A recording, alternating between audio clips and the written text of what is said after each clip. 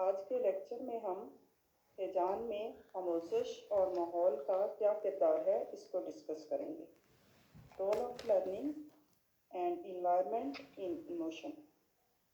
ہیجان میں کسی معاشرے اور کلچر کی طرف پیش کردہ آموزش اور تربیت کا گہرا اثر پایا جاتا ہے۔ ایک ہیجان کے ادراک کا انحصار زیادہ تر آموزش پر ہوتا ہے۔ کسی ہیجان کو کب اور کیسے محسوس کرنا ہے کو عام طور پر ہم دوسروں سے سیکھتے ہیں۔ بے شک ہر انسان میں ہیجانات کے دوران پائی جانے والی جسمانی تبدیلیاں ایک جیسی ہوتی ہیں، لیکن یہ صرف ہمارا ماحول اور کلچر ہی ہوتا ہے جو ہمیں سکھاتا ہے کہ ہم نے کسی ہیجان کے جواب میں کیسے عمل کرنا ہے۔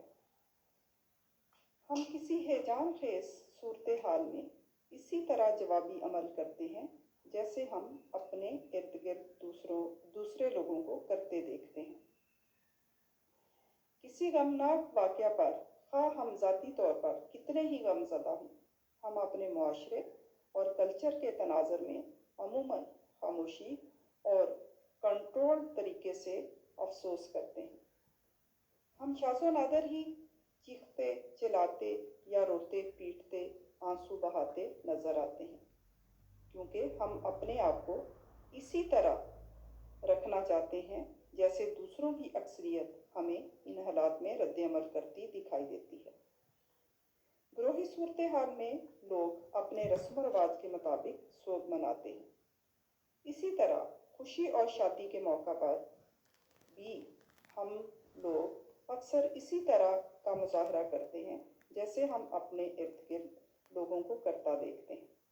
ظاہر ہے کہ ہمارا خوشی کا احساس دوسرے تمام لوگوں جیسا ہوتا ہے۔ علاقائی کلچر میں ایسی مثالیں واضح طور پر دیکھنے کو ملتی ہیں۔ آموزش اور کلچر کا اثر مختلف تہذیب و تمدن کے لٹریچر اور ہیجانی کردار میں مشاہدہ کیا جا سکتا ہے۔ مختلف تمدنی تحقیقات سے پتہ چلتا ہے کہ ہیجانی اظہار کا بیشتر حصہ آموزش سے تشکیل پاتا ہے۔ بہت سی ایک جیسی تحقیقات کے مطابق یہ پتہ چلتا ہے کہ نسلی اور تمدنی فرق کی وجہ سے ہیجانی اظہار میں بھی فرق پیدا ہوتا ہے۔ پاکستان میں چترال، گلگت، ہنزا اور چین کے قریبی علاقوں کے لوگوں کے چہرے کے تاثرات اپنے اپنے اور الگ الگ ہوتے ہیں۔ مشرق بعید اور جاپانیوں کے چہروں کے تاثرات ایشیا، یورپ اور مشرق وسطیٰ کے لوگوں سے بہت مختلف ہوتے ہیں، جبکہ برصغیر میں ہندوستانیوں، پاکستانیوں، بنگلہ دیشیوں اور سری لنکا کے لوگوں کے چہرے کے تاثرات مخصوص اور ایک دوسرے سے مشابہ ہوتے ہیں۔ اس کی وجہ یہ ہے کہ یہاں کے لوگوں کا تعلق جغرافیائی، علاقے، قومیت اور کلچر کے لحاظ سے ایک جیسا ہوتا ہے۔ ان کے اظہار میں معمولی سا فرق ان کی ذات، عقیدے اور مذہب کے اختلاف کی وجہ سے ہوتا ہے۔ چٹاگانگ میں قبیلے میزو، ناگا اور گورکھا علاقوں میں چہرے کے تاثرات میں بہت زیادہ مماثلت پائی جاتی ہے۔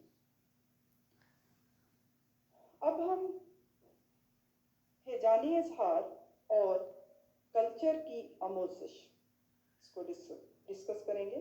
Learning of emotion, emotional expression and culture. ہمارا بیشتر ہیجانی کردار پختگی کے نتیجے میں بنتا ہے۔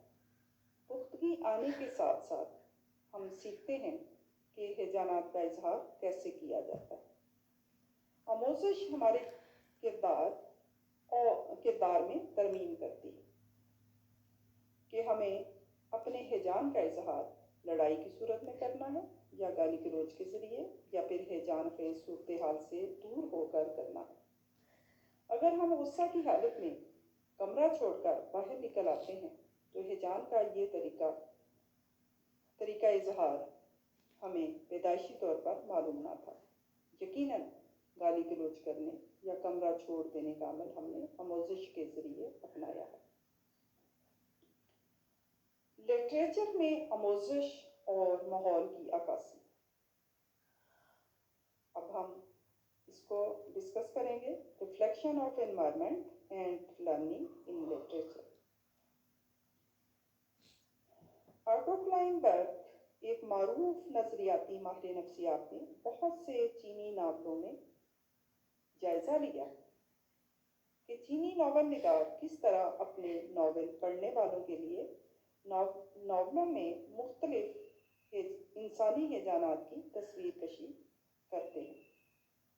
اس نے ان ناولوں کی بہت سی جسمانی تبدیلیاں، مثلاً ناز، نخرے، ٹھنڈا پسینہ، کپ کپی، تھر تھری وغیرہ بیان کی ہیں۔ چینی افسانوں میں یہ تبدیلیاں ہیجانی علامات کے طور پر بیان کی گئی ہیں جو مغربی تحریروں سے مناسبت رکھتی ہیں۔ چینیوں نے بہت سی ہیجانی صورتوں کو اپنی ضرب المثل کہاوتوں میں بھی پیش کیا ہے۔ جو لوگ چینیوں سے ناواقف ہیں وہ ان ضرب المثل کے غلط معنی لیں گے، مثلاً اس کی آنکھیں گول ہو گئی، مطلب یہ کہ وہ ناراض ہو گئی۔ انہوں نے اپنی زبانیں باہر نکال لی، حیرانی کی، یہ ضرب المثل حیرانی کی علامت ہے۔